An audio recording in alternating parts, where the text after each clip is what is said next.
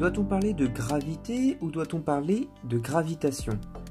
Alors ce sont deux notions qui se ressemblent et pourtant qui n'ont pas exactement la même signification. La gravité, ça ramène au phénomène qui subit l'attraction de la Terre. La gravitation, ça ramène au phénomène qui induit que les corps s'attirent.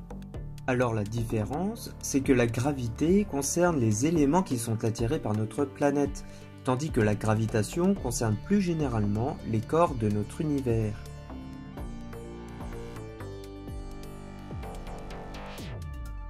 La théorie de Newton reposerait sur une pomme.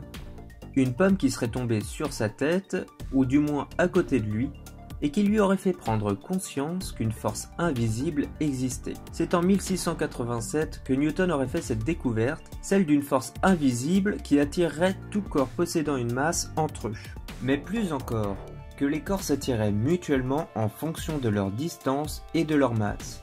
Si une planète est plus massive qu'une autre, sa force de gravité sera plus importante. Plus la distance entre deux corps est réduite, plus ils vont s'attirer. Ce qu'il nomma gravité, c'était donc pour lui quelque chose d'invisible qui rapprochait tous les corps entre eux. Si Newton s'est notamment intéressé au mouvement de la Lune par rapport à la Terre, Galilée avant lui s'est penché sur l'attraction terrestre. Il a démontré que deux objets de poids différents, lancés à la même hauteur, ici supposément du haut de la tour de Pise, tombaient en même temps au sol. C'est le principe de la chute des corps, l'idée que le temps de chute est le même pour tout objet.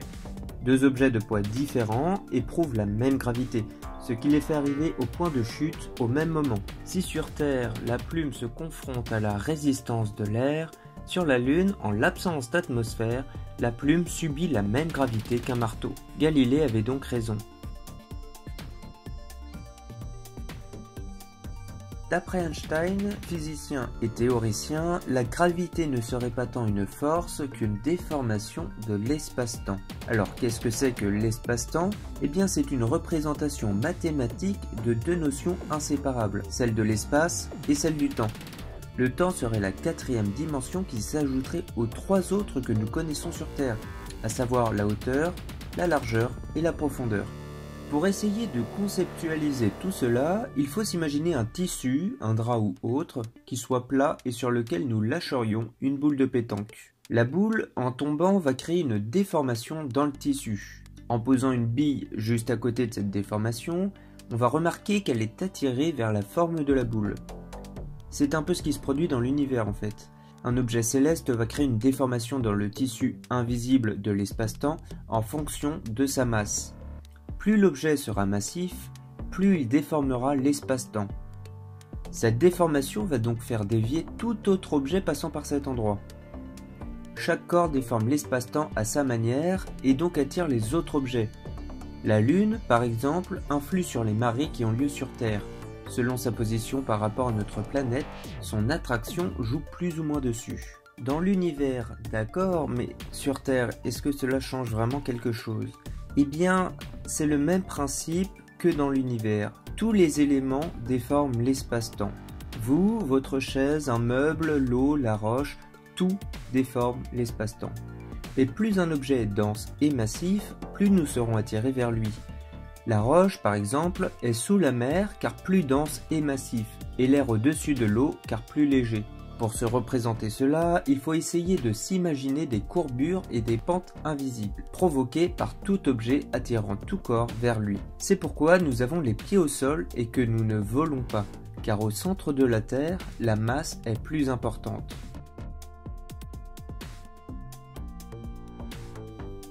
Les ondes gravitationnelles, c'est en fait la conséquence de cette déformation de l'espace-temps. Pour faire simple, on peut imaginer une étendue d'eau très calme. On n'a qu'à poser une boule de bowling en la baignant à moitié dans cette eau. Tout est très calme, jusqu'à ce qu'une autre boule de bowling arrive violemment pour percuter la première. L'impact, aussi violent soit-il, va créer des sortes de vagues, des sortes d'ondes, comme si on lançait finalement une pierre dans un lac. Ces ondes vont alors s'éloigner de plus en plus, s'agrandissant sans cesse. Les ondes gravitationnelles, c'est exactement ça. Gardons cette image, mais imaginons maintenant que nos deux boules de bowling, ça soit des trous noirs. Ces derniers déforment notre espace-temps par leur énorme masse. Lorsque les deux se rencontrent pour fusionner, Il créait alors des ondes. Bien sûr, pour pouvoir être détectées, ces ondes doivent être suffisamment intenses. Si Einstein avait supposé que la gravitation est, comme nous l'avons vu juste avant, une déformation d'un tissu cosmique invisible, ces ondes gravitationnelles sont une preuve que le physicien avait raison. En 2015, LIGO, un détecteur d'ondes gravitationnelles situé aux États-Unis, a rencontré ces fameuses vagues de gravitation venant de 2 trous noirs. Un minutieux jeu de laser permet par le biais de légères oscillations de détecter ces ondes. C'est exactement ce qu'il s'est produit en 2015. Nous savons donc aujourd'hui que cette théorie est devenue réalité. Le tissu espace-temps existe. Cela donne donc raison à Einstein et nous permet aujourd'hui, grâce à ces ondes, d'entendre le cosmos là où nous pouvions simplement le voir auparavant.